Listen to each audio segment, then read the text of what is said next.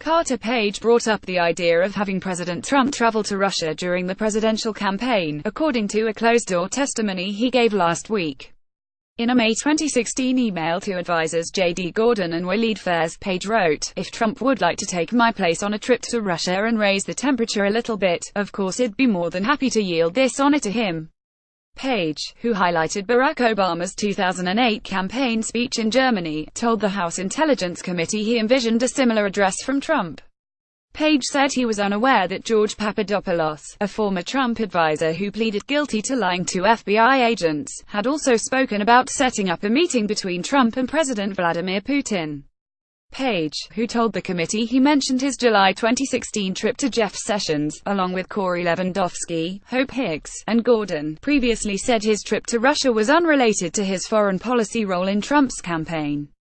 Jonathan Ernst but before he traveled to Moscow to deliver his speech at the New Economic School, Page wrote to campaign officials and asked them to let him know if you have any reservations or thoughts on how you'd prefer me to focus these remarks.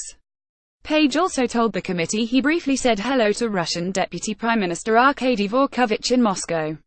He previously denied meeting with any Russian government officials during the trip.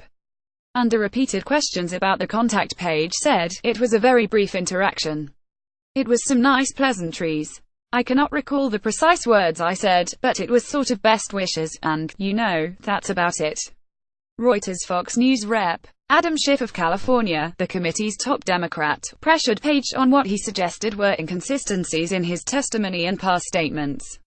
He noted how Page told the committee that he had met only one Russian government official during his July 2016 trip to Russia, and yet had told campaign officials in an email that he had received valuable insights from legislators and senior members of the Russian presidential administration. "Are you being honest in your testimony?" Schiff asked. "Because it doesn't seem possible for both to be true."